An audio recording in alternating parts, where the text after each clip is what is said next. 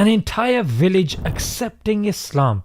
Inspiring, isn't it? Now, being part of that is possible. By donating to this IERA project, it will help many people accept Islam in Africa and equip them to practice it. Link in the description. Assalamu alaikum guys, and welcome to another episode of Smile to Jannah. It feels like forever, and what a video to resume our scheduled uploads with than Dr. Francois, an academic who was brought onto Sky News to discuss the Israel-Gaza, well, let's call it what it is. It's a genocide, yeah?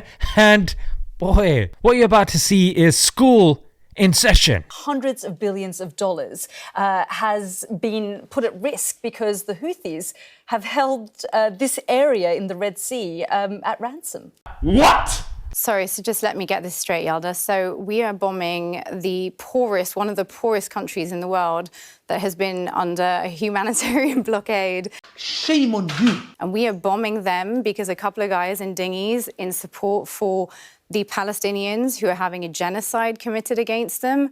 They're objecting to that and we're bombing them. Come on now. Sky journalists being handed their dignity in a silk white cloth. I mean, this is just an insane world for us to even think. I'm so sorry your Amazon packages are delayed. I really am. Like, I wish mine came on time.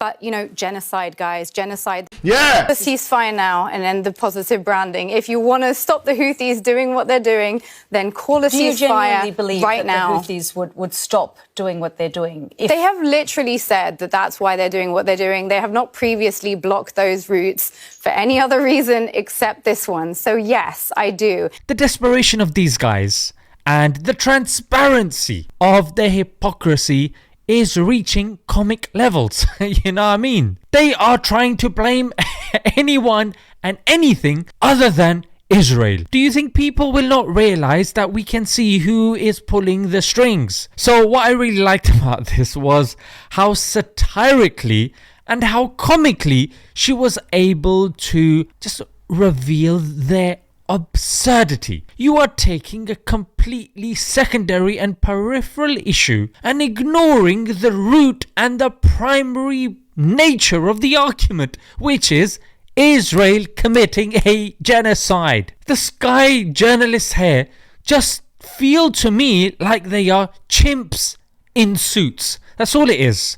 They are absolutely incapable of giving us the one thing that we require during this time, which is objective news. Of course, we don't really expect much from them, especially you guys that are familiar with other wars like the Iraq war, the Afghanistan war. These guys have, and they tend to be puppets for the dominant power. And with regards to the shorts that I covered just today, if we look at even Elon Musk, who was the bastion, he was regarded as the king of free speech. But in the last week, the guy, in the last month, he's gone to Auschwitz, he's gone to Israel, he's been seen with Ben Shapiro, he's been seen with Netanyahu. He said that he is pretty much Jewish. I'm aspirationally Jewish. Just to get his advertising back. This is somebody who said he can't be bought, mate. He don't care as long as it's free speech. So these people that go on about, yeah, let's see what's going on in these Muslim countries, mate. You're brown, mate. What are you doing that for? It's ridiculous. And they continue asking dumb questions. Yeah, like, what do you think the solution could be? How about, and I'm putting it out there, stop killing thousands of civilians? Whoa. That was a bit left field, bit controversial, some may say. And boy, that quote that somebody said, I think it's been attributed to Malcolm X, that news and media tries to convince us that night is day, day is night, criminal is the hero, and the hero is indeed the criminal. And we're seeing this, especially now. Yeah, when we're young, we're told to watch the news. You learn something from there. And like Denzel Washington says, if you don't read the newspaper, you're uninformed. If you do read it, you're misinformed. I think Mr. Denzel hit the nail on the head. And kudos to Dr. Francois. And hopefully that will pave the way for more people to expose these mugs. I don't think they really expected it from her at that level, because that, frankly, was a complete roast. Yeah, those guys are now ready to be slung on a plate, fork and knife, bit of chips on the side, chili sauce, And Bismillah. Let's leave it there, guys. Until next time.